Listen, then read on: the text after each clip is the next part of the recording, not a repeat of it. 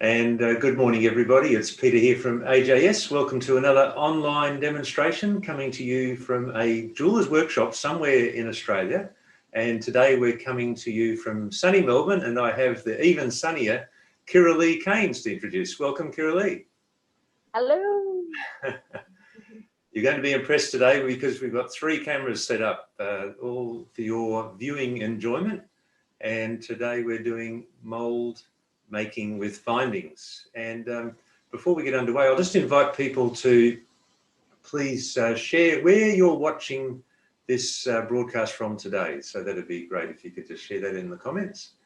And Kirra-lea, would you like to explain what we're going to be doing in mould making with findings? Sure. So when you're doing your sand casting, you're normally casting just a regular form. And sometimes they require extra bits and pieces to them so that you can wear them. So maybe it needs a bail, or maybe it's an earring, so it needs a jump ring on it so you can thread a hook through it. And you'll solder those on afterwards because you've cast your form and now you're going to work further on it. Well, I'm here to show you how you can cast your form with the finding attached, so with the bail attached to it already, or the jump ring. And I'm just going to run through a few different ways that you can attach bails, because there are a few different types of bails and jump ring styles. So you've got the slider style bail, or you've got the upside down triangle shaped bail that sits on the top, the very traditional type of bail. Or you've just sort of got a tube on top that you can run a chain through, very similar to a slider as well. So I'll just run through a few of these different options so you can be a little bit more efficient in your sand casting. So less time on the bench and more time casting can create a lot of efficiency, and hopefully that means that you'll make a bit more profit. That sounds like a good idea, Kirra-lea. So what are we going to start with? Well, I'm going to start with using my horizontal flask, and I'm going to do a pair of earrings, and they're going to have jump rings attached to the top of them so that you can attach them to hooks, and then they'll be articulated swinging earrings. I'll start with the horizontal flask because most people, when they purchase their Delft clay casting kits, it comes with just this plain horizontal flask. You can convert them yourself. You can alter them and turn them into a vertical pouring flask. But I always like to start off where everybody starts off with this flask, unmodified. All right, let's get into it. Okay. So comes in 2 parts, male part and female part. The male part has the exposed lip, female has the recessed lip.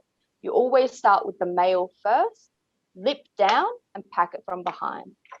The reason why we pack it from behind is because this frame is made of aluminium and it is kind of soft. And we're going to be compressing this clay with a hammer. So if you're banging on that aluminium frame with a hammer, you can damage it. So if you're banging on the lip side, eventually your 2 clay halves your 2 flasks are not going to fit together. You might have ruined your flask. But if you're banging on this back side here, doesn't matter. So it's more about the longevity of your flask, that you bang it from behind and you flip it over, and that's the surface you work on. The surface that has the exposed lip is the side that you work on. Let's get some talcum powder. Doesn't have to be talcum powder, can be just any sort of parting powder, whether that's corn flour or just plain baking flour. And these are my 2 forms I'm picking up. So I'm going to do these little earrings. I'm going to cast 2 objects in one go. I did run through that, I think, last week, maybe. I don't know. Or you're going to see a little treat today. We'll see. Just push those earring shapes into halfway. And then I've got these pieces of wire. Well, actually, they're pieces of chenille, but we're not going to bother about the hollow center. We are going to cast them as a solid piece of wire. because after you've cast, then you're going to just, all you have to do is drill a hole through it. All right, I'm going to push those in as well.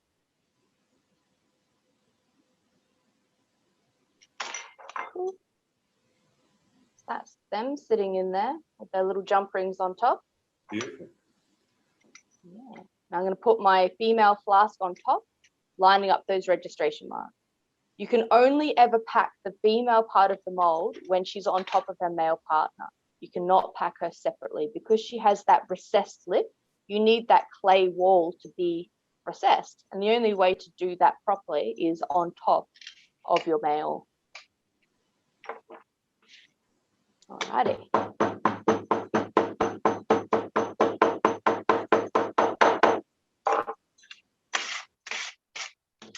Take off all that excess clay. We want to make sure that our clay is flush.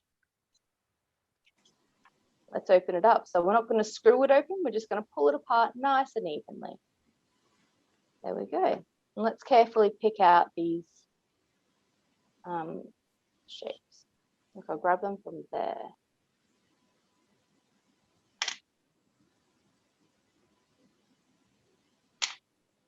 Let's get these little jump rings out too.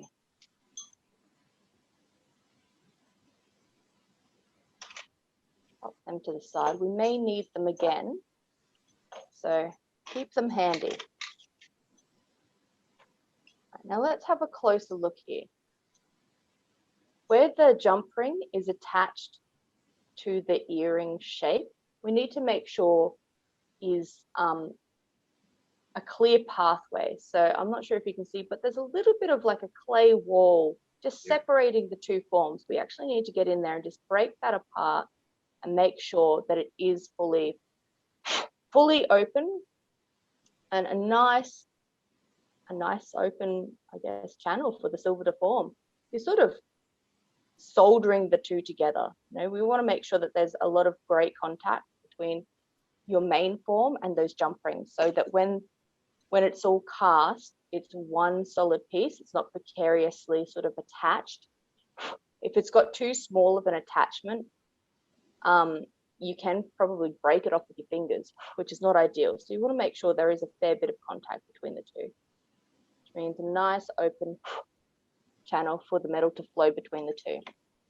We've got a perfect view of all that, Kirra-lea, so excellent. Fantastic, good. All right, now I'm going to create my sprue hole and funnel. Doesn't matter which side because I don't have a front or back on these earrings.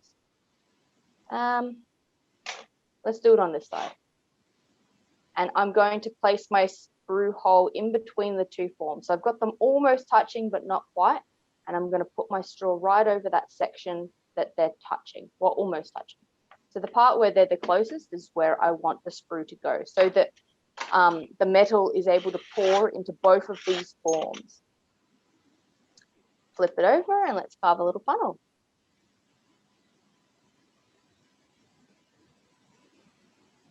So it doesn't matter about the diameter of the funnel.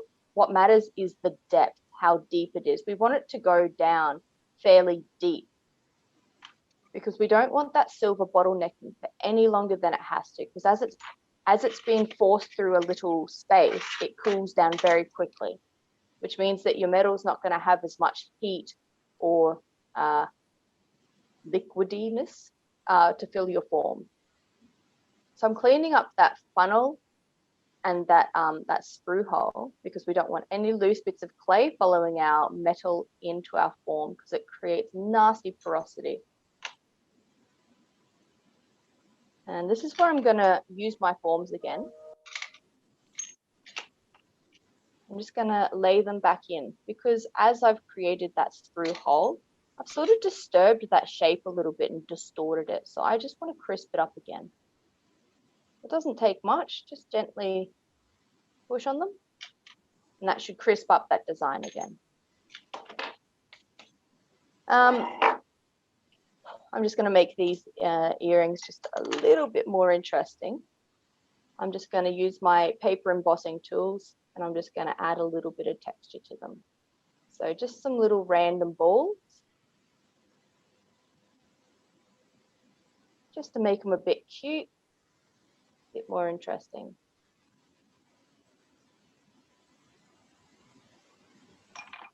Let's use that one. Because I like to teach efficiency, I also like to use my demonstration pieces as stock pieces, or in this case, I'm actually working on some customs. Another lesson in efficiency. All right, let's do some air vents. I really want the metal to form up at these jump rings, so I'm going to do 2 air vents, 1 off each jump ring, to encourage that metal to pull up around that tight little space. And the air vents always have to be on the same side that your sprue hole and funnel is. All right, let's close that up, lining up those registration marks. It's always a good idea to give your clay a little bit of a press. I've got my fingers underneath, I've got a few fingers on top, and just give it a gentle little press. Make sure those 2 clay halves are flush with each other on the inside here. All right, let's come on over to the other camera now.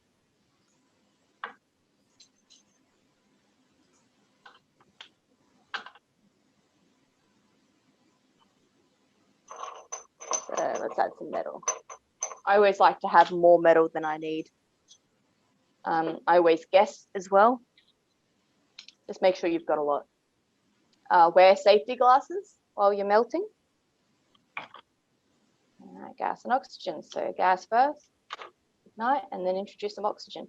So you're going to go for a really hot, angry flame. Pretty much as hot and as angry as your flame can get. That's your melting tip. I'm just using the regular size 7 tip. I think I've modified it a little bit just to make it a little bit more fierce. I'm going to get this metal super hot and molten. Once it's melted, I'm going to hold it there for a little bit longer just to make sure it is as hot as it can be. And then I'm going to dump it down the hole really quickly. And I'm going to make sure the flame doesn't leave the metal, because as soon as the flame is taken away from the metal, it cools down rapidly. So if I can keep the flame on it for as long as possible, the metal is going to be as hot as possible, which means your casting is going to form. All right, let's get into it.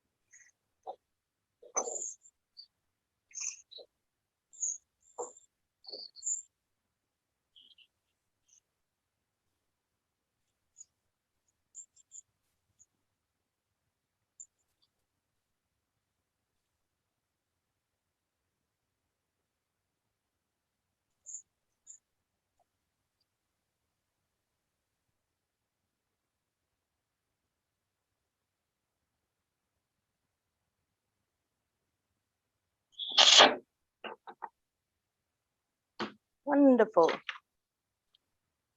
All right. Make sure you're in a well-ventilated room. And make sure you've got a mask, because it can get very smoky. And I didn't grab a dumping tray. That's what I forgot. All right. So immediately after casting, your flask and your clay is not hot. Your silver, however, is very hot. So don't touch your silver. I just got to grab a dumping tray.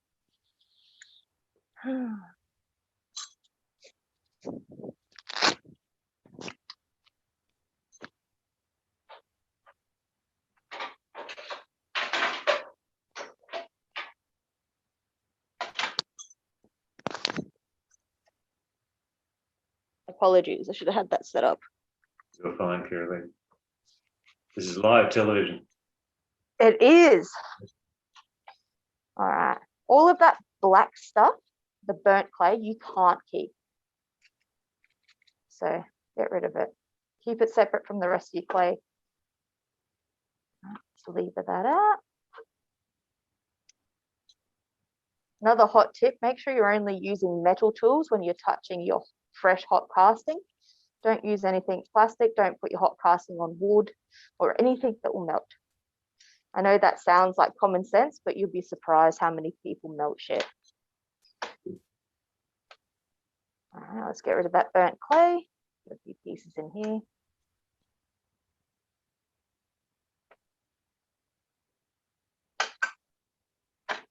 Let's hide that. All right, that is, so you can see where the silver has rushed up those air vents that I created. So it's done a really good job, those air vents, at drawing the metal out the hard to reach places. So you see these are solid. You will have to drill them out to turn them into proper functioning jump rings, but you don't have to solder them on. They're there already. You just clean them up, drill a hole, done, ready for use. Because there's no stones in this casting, I can quench it. So I'm just going to do that.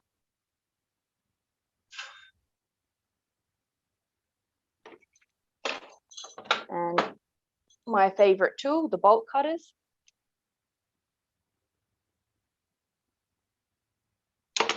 There we go. So I can reuse that button. I can get into casting really quickly and I don't break 5 saw blades doing it. Let's cut off those extra bits. All right, 1 pair of earrings. Let's do a pendant. Empty out my clay. Let's start again.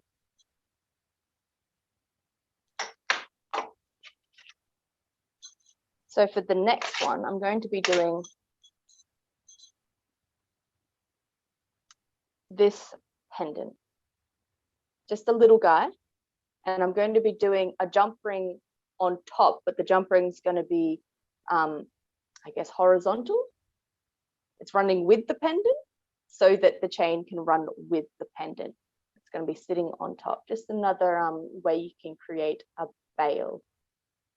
Let's cast that one. Starting with my male half, lip side down, pack it with clay from behind.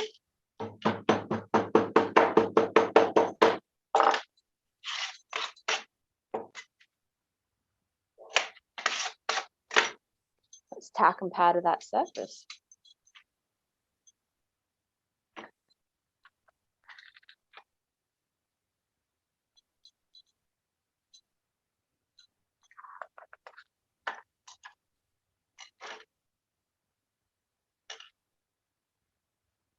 I tend to use the horizontal flask for most of my pendant castings. I can use the vertical flask for pretty much everything as well, but I don't know, pendants, I just seem to flow a little bit easier. I think it's the way that the sprue is attached in the horizontal form that seems to work better for pendants. Not all pendants, but most of the ones I do. All right, I've got that jump ring. Push it in. There. It's going to be a masterpiece, I can tell. That's it. And the chain is going to run through it that way. So you'll have to drill a hole through it that way once you cast. Pop that lid on top. Pack it with some clay. Loose crumbly bits first. Pack it with your fingers, and then you can just put wads of it in.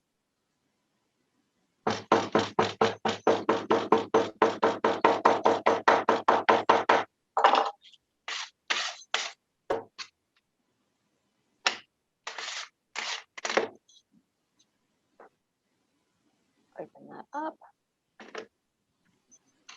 Pull these bits out, but keep them handy because you might need them.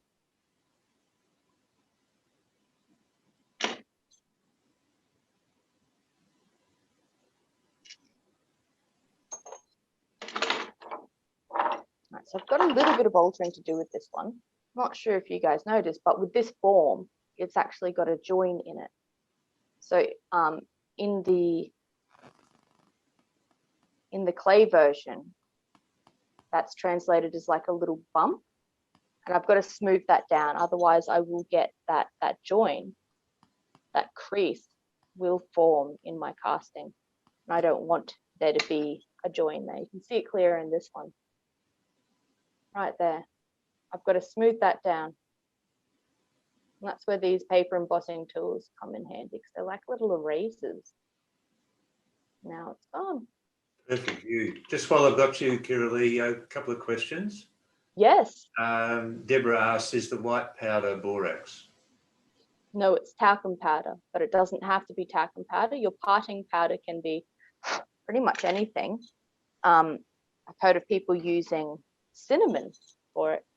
After talcum powder, once my talcum powder runs out, I will be using probably corn flour or plain flour like you'd bake a cake with. It doesn't have to be anything fancy. No worries. And then we've got Cart from Tasmania. Where is the best place to buy ring moulds from? The one I have at the moment seems to be too thick and seems to not hold my stones in. Thank you. Well, the best ring blanks I've ever had were actually bought from AJS. They were just the just your ring sizes that you'd measure all your customers' fingers with, except they're the ones that are not attached to a giant jump ring. Like they're just loose. They're just loose rings in every size you could want, and they've been absolutely perfect for my casting. They're really great ring blank, if that's what they're asking about. Yep. So ajsonline.com, that's where you want to go, Cart. Yeah. For your question. The other thing is you can carve your own waxes. Again, AJS supplies all of the waxes, the carving waxes and the melting waxes. Or you can do what I do, and I go to op shops and I buy just the most random costume jewelry that people have given away because it's just so damn ugly, because it's made of like some horrible colored plastic. But it's a really great shape, and I know it's going to look fantastic when it's cast in silver.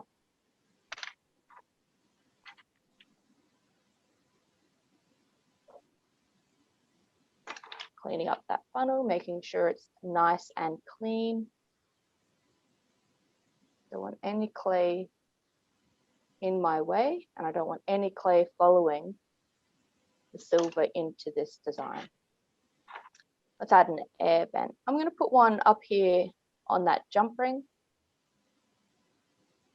on that bail, I should say. I've just done some little patterns on this one to match the earrings. Close that up.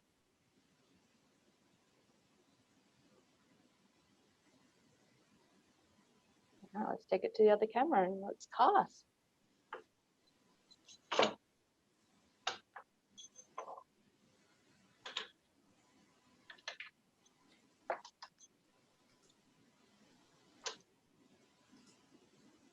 I'm just reusing that button from my last casting.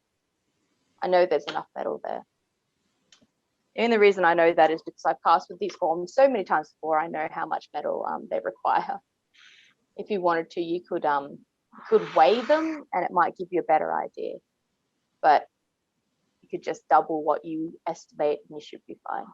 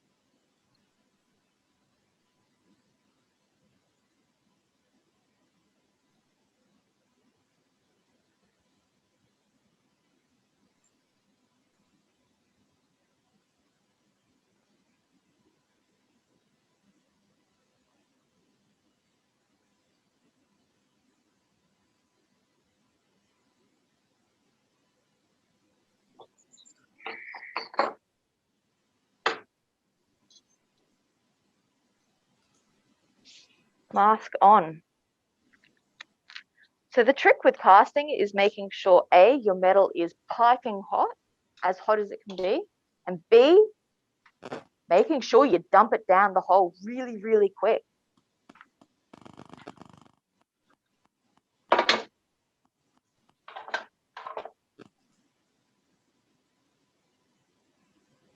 So I know my button is at this end of the design.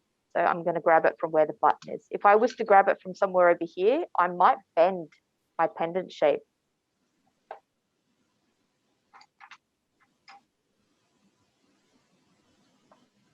I'm pleased you've got that mask on, Kirra-lea. Yeah, it's very smoky. I feel as though we need one on at home. Yeah. So there was a little bit of spillage on the sides of that jump ring, and the air vent did get followed a little bit by the silver, but it's really quick and easy to clean that up because it's quite a thin piece of metal actually. And all you do is your flat file, you just file off the sides and then you drill your hole through it, and then you've got your bail on top. Much faster than cutting off the appropriate piece of chenille and soldering it on.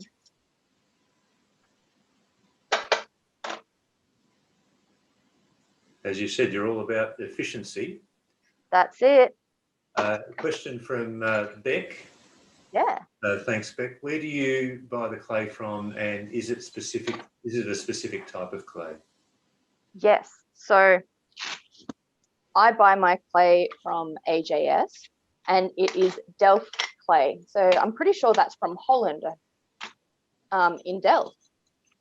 It is my favorite clay. There are other types of clay on the market, like Petrobond, and Delft style clay, which is a bit cheeky how they've done that because it's not really Delft clay, and people accidentally buy it thinking they're getting the real thing, but it's not as good. It's it's not as fine. Pardon? DELF, is that right? DELFT, Delft. There you go. The T on the end. Delft clay. Yep. AJS sells them in kits. So you will get 2 kilograms of clay and you will get one of these horizontal flasks. And you will get a CD-ROM of instructions because they just haven't quite caught up with the rest of the world yet. Eventually, hopefully it'll be a DVD. No, we don't want a DVD. We want a USB stick, or we just want like a web address to a YouTube video. You just want a QR code. That's all you want. Yeah. Yeah, that's right. Yeah. But at the moment, you'll get a CD-ROM. So if you've got an arcade computer that takes that, you might be able to watch them. All right, next pendant. So this is our pendant shape. And we're going for the traditional upside down triangle pendant style bail. And with this shape here, I'm not sure if you guys can see, it's got a hole in it. So similar to my previous shape, I'm just gonna erase out that hole so it's a solid form. It's that simple. Let's get into it. Packing that male half, packing it from behind, which means it's the lip is facing down. I just noticed I got a little bit of water on my tray with my clay. And that's the perfect moment to explain to people, do not get your clay wet. And just try not to get moisture or wetness at all around your clay. Because when you go to cast with your silver, it will explode. It's really, really bad. Something to avoid. So, imagine like you're putting some water in a hot frying pan and how it just like, it is repelled. The silver gets repelled from the clay if the clay has water in it. And depending on how much moisture is in your clay, depends on how volatile that reaction is. So if it's just a little bit and a little bit moist, it might just mean the surface of your casting has a really weird texture to it because the silver is trying to escape from touching that clay. Where if it's quite wet, where I've heard of some people thinking their clay was too dry, and they would mix water in it and then try and cast, and their silver's just it just explodes out of the hole. Like, it doesn't want to be there. And that's very, very dangerous. So no moisture, no water. Just don't do it. All right, let's place our pendant design in, making sure that there's enough room for that bail to sit on top. So I've just moved that pendant down so that I have room to now add the bail on top.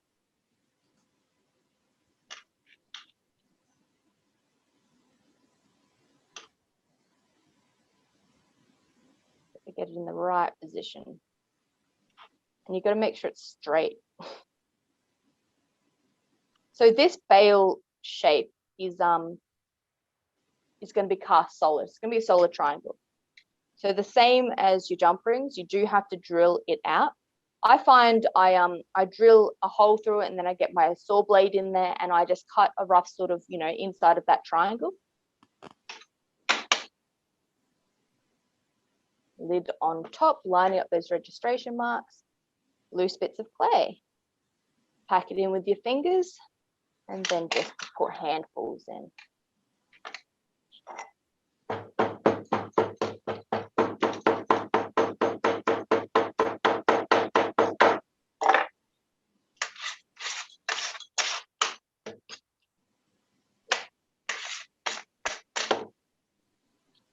And your hands will probably be filthy, so I like to keep a rag handy nearby, or just wear dirty clothes that you don't mind rubbing your hands on, just to quickly free your hands up from all that clay so you can work with accuracy and you can feel what you're doing.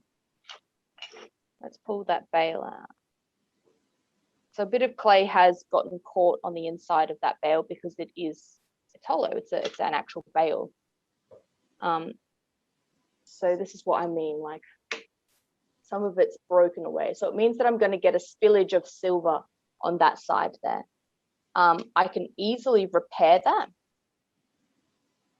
if I wanted to, or what I usually do is I just leave it, and in the silver version, I just file it off or cut it off. But I'll just quickly show you how you can repair that. So you saw I just picked up a little bit of clay. I smushed it in. That's a technical term. Yep, smush. Yeah. Great word, great word. And just lay that bail back in, give it a little bit of a rock around. Careful, careful. And I've just repaired that.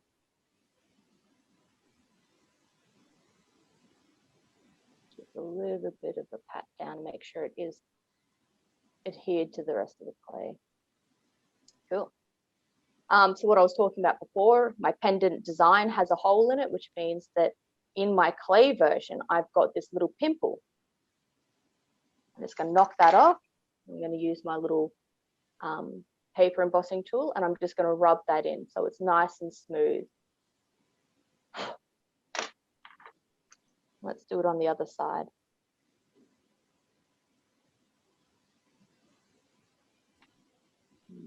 Okay. So we'll do a little bit of repair work on this side too, because when I pulled my pendant design out just then, I broke some of this inside section off because I didn't pull it out evenly. I'm just going to pick up a little bit of clay. Doesn't have to be much. And with the back of my tweezers, I like to just use them to smush clay into that section that broke away. There's a little bit over here too. It's really easy to repair, very forgiving. So on this side, I repaired the section of the bail that broke away. On this side, I am going to leave it so you guys can see the difference and what it looks like. Let's pull that out. Nice and evenly this time so I don't break any corners. Cool. Let's knock off that little pimple because I don't want a hole in the top of my pendant. Let's smush that down. we have to make sure that this bail is properly connected to this main form, just like we did with the jump rings on the earrings. I'm just going to break through that clay wall and make sure it is absolutely attached. There's a lot of connection. When it comes to these upside down triangle pendants, they do come to quite a sharp point sometimes, which looks really pretty, but it means that there's not really very much contact to your main form, and it means it's not very strong and it could break off. So they do have to, well, not really come to such a point, not a sharp point. I'd say you'd probably want 2 millimeters maybe worth of contact, 2 to 3 millimeters. It's always better to have more of a connection in your clay version, so that when your casting is fresh and it comes out, it's a bit beefier, and then you can refine it from there. Let's add our sprue hole and funnel.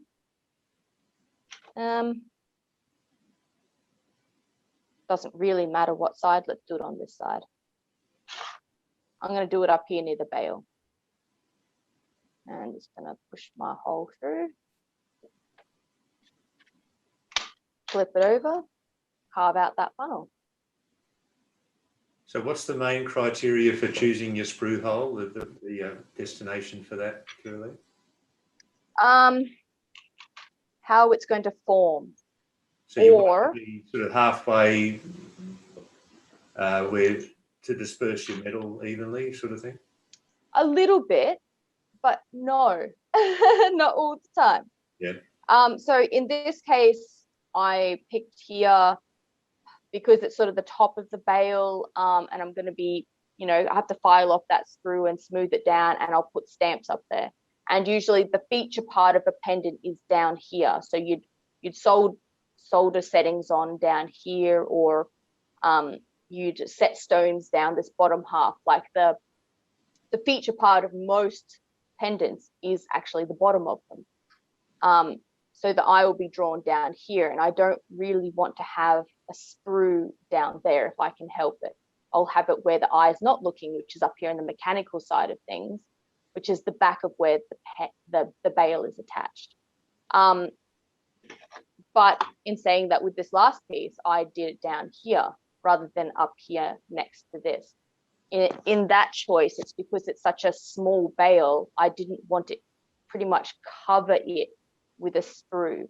There'd be too much cleanup, and I'd pretty much lose all of my my bail design. So I chose to do it down here. But again, this is the feature side of this particular design. And I didn't do it on the feature side, I did it over here. Once you start casting, you get a little bit of a feel for it. Again, with my earrings, I did it where they're touching, which is right here. I didn't do it where the jump rings are because they're so small, I would lose that detail if I had them touching up there. There'd be too much work for me to unearth the jump ring shape from this big bulk of metal. Don't know. There's lots of reasons to and for not to. Yeah. And people are enjoying the telecast, including Susan, who has said, thank you for doing this. So great to watch the techniques and learn some tips. So thank you for that lovely comment, Susan. Oh, thank you, Susan. Thank you.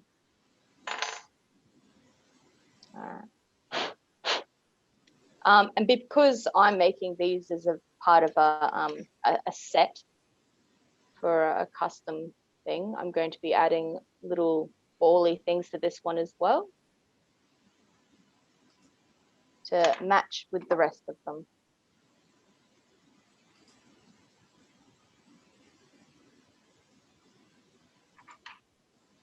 And down to little baby balls. There we go. Cute. Last thing I'm going to do is do an air vent. Now I don't have to bother about doing the air vent up around near the bail. I'm pretty sure it's going to form. The sprue is right there. So I'm going to do my air vent down the bottom here because this is the hardest to reach section of this design. I really want the metal to shoot around here and form here. So I'm going to place my air vent right there. Again, making sure it's always on the side that the sprue hole and funnel is. I didn't clean my funnel up very well, so let's jump onto that quickly.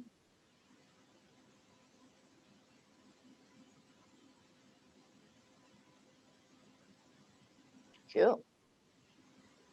And a question from Sylvia, Kirra-lea, how many castings can you make with a pack of Delft clay kit? Yeah. It depends what you're casting.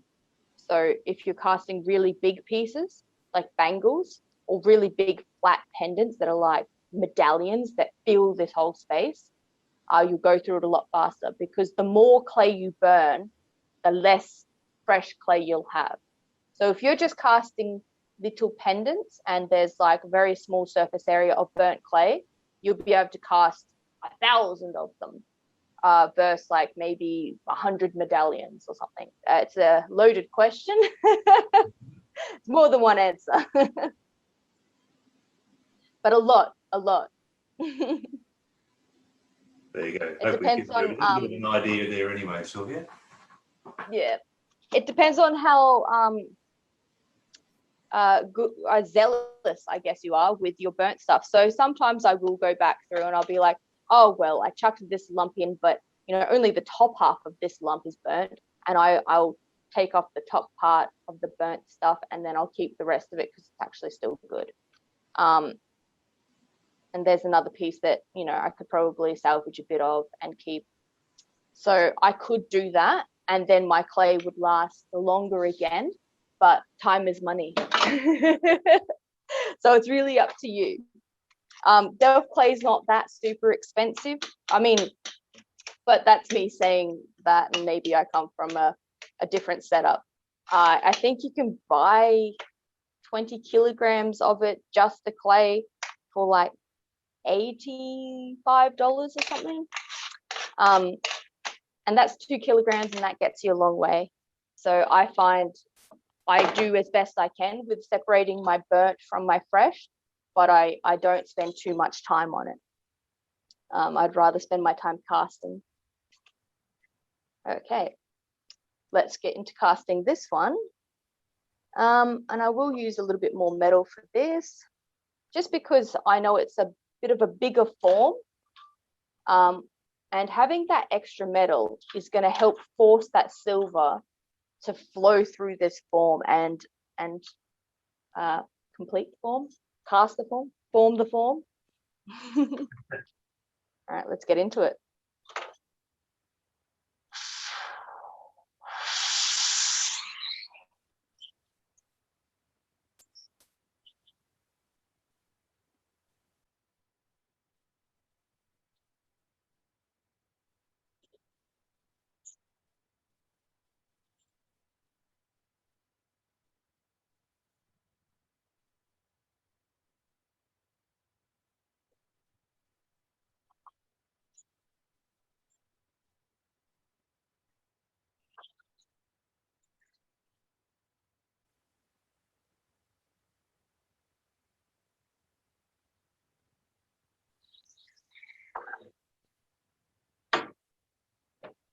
Mask time.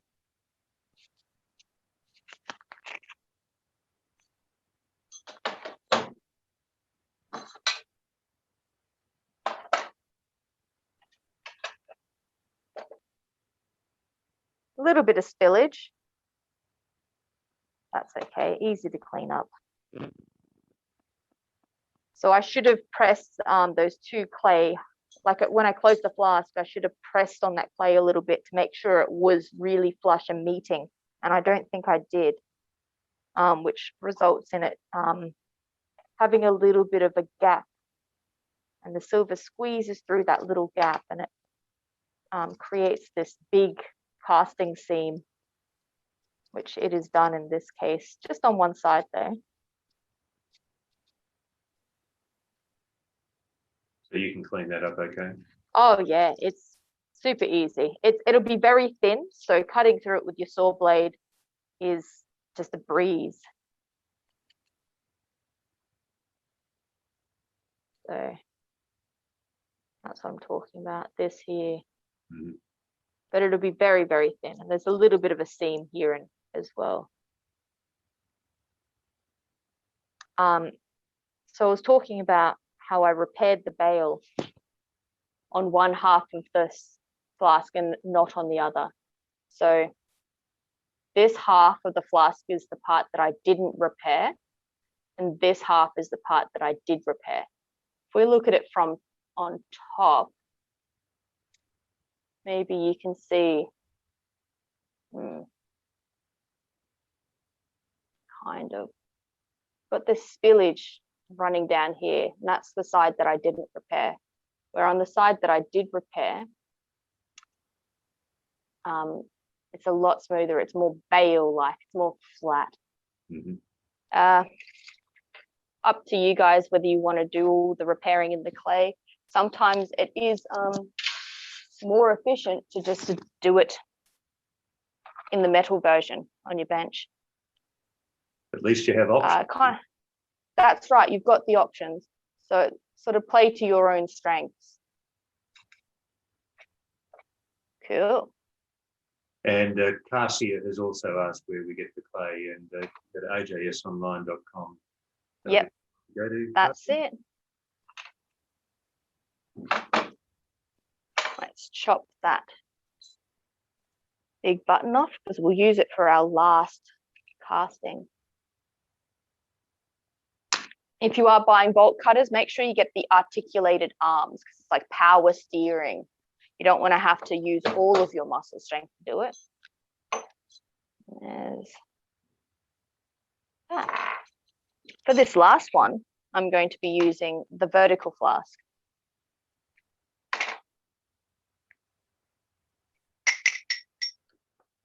So that's this one that I've cut the hole in the side of.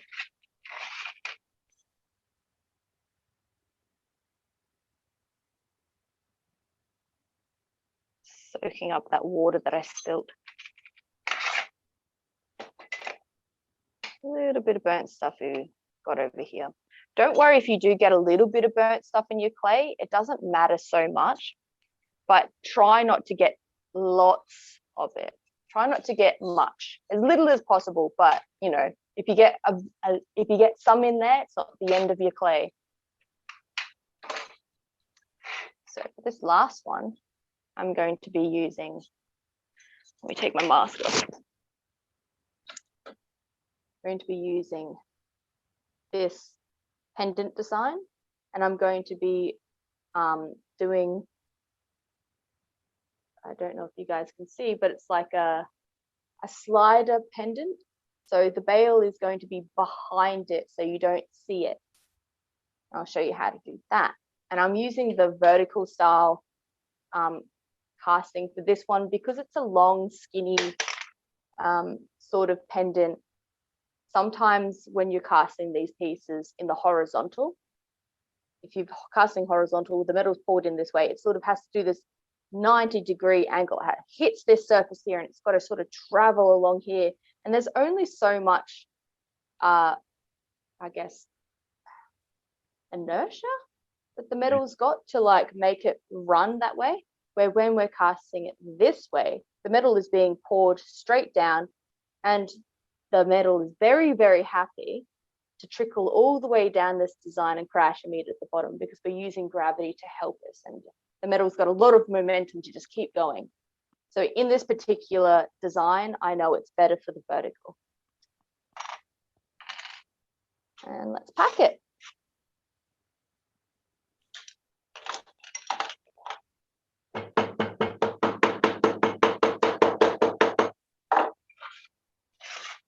So pack it as normal.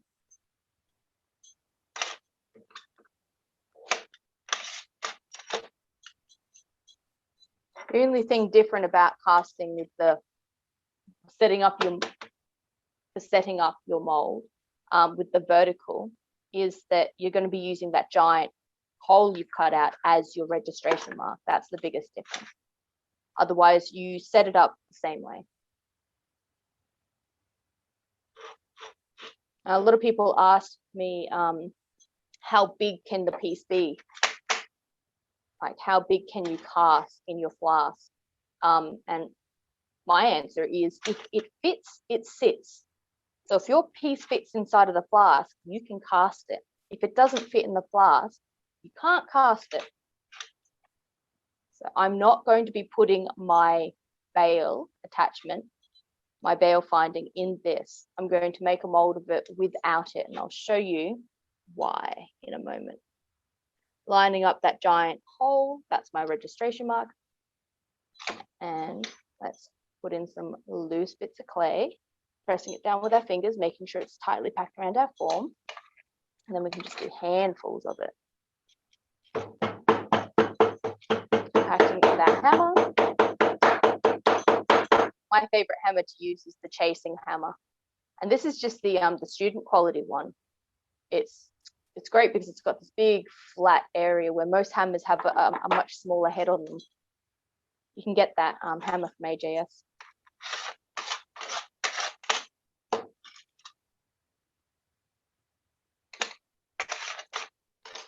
Let's open that up.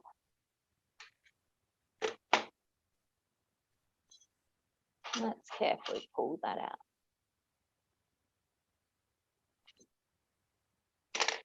Wonderful.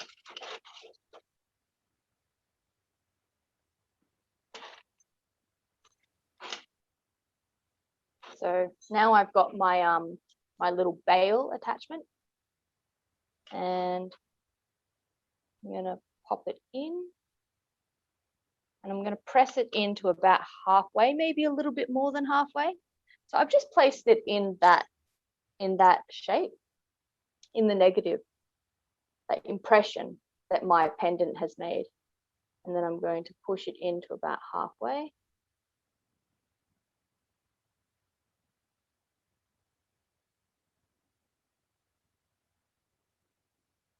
Pull it out.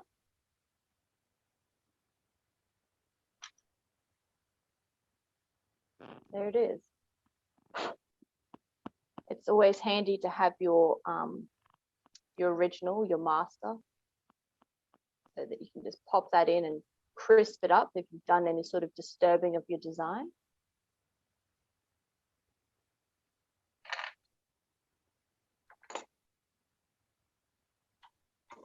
And sometimes in doing that, you also disturb the new shape that you've pressed in. So let's just tidy that up and press it back in again.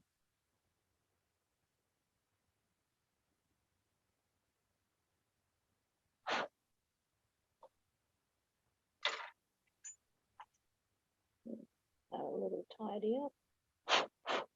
Cool. Let's do some quick little bloop bloops. And I'm not going to do the little detailed texture stuff on this side because now that's got the bale on it. That's the back of my pendant now. So I'll just do some little details on this side.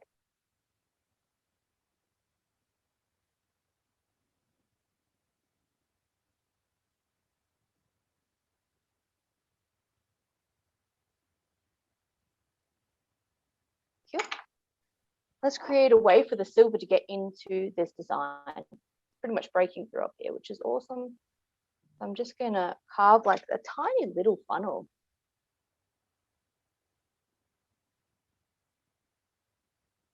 I'll do it on this side as well. I'm going to avoid that section with the bale though, because I don't want to disturb that.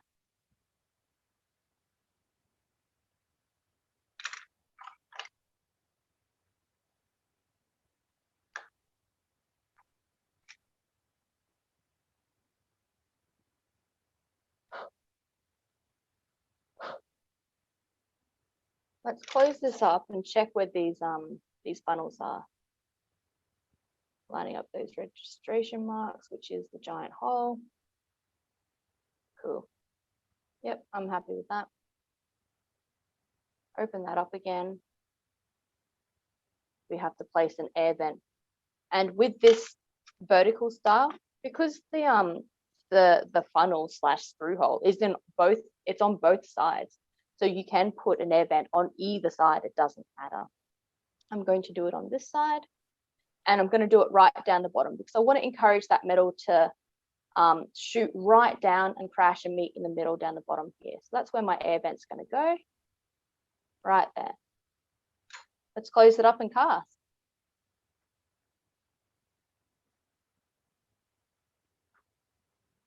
Squeeze it just a little bit, making sure not to close your air vent.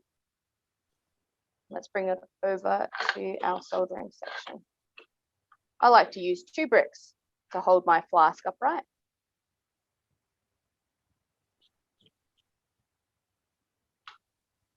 Let's use the last of our silver. I mean, I will have metal left over, but I'm just going to use the big button, the one last big button I've got for today.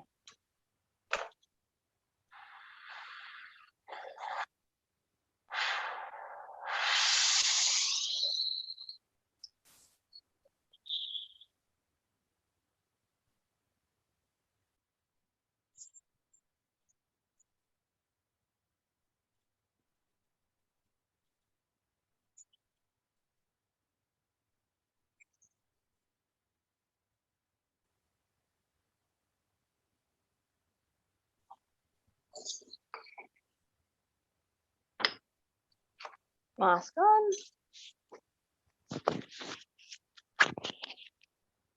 So I didn't need to use all of that metal that was left over. There is still a little bit in the crucible. So you don't have to pour it all in. If it looks like it's going to fall over the side, you can just stop. Let's get this open. So when opening your flask, when you cast vertical style, you don't want to actually hold it up vertical like that and open it, because your object can come out and roll around, could roll off the table, land on your foot. No good. Make sure it's always flat and the casting cannot fall out.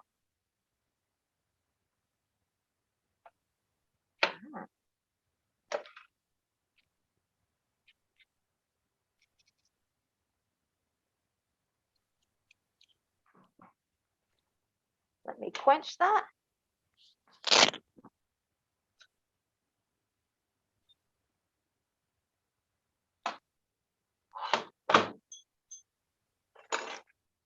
So I've got a fair bit of contact at the top where that sprue is.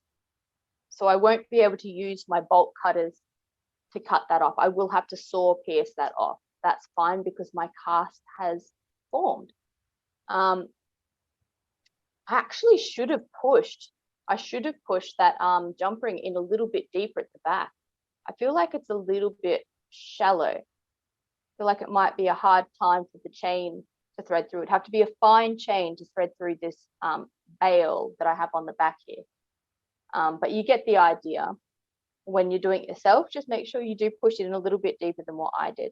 And that's the air vent right there. So the metal was super happy to travel all the way down here. Yeah, did it really easily. And I've got a little bit of a mess here to clean up. It's just a little bit rough. That's probably because I could have packed my clay a little bit harder. This is the silver finding its way through some little cracks in my mold. But oh well, it's nothing I can't clean up and work with, so I'm quite happy with that. Done pretty well today.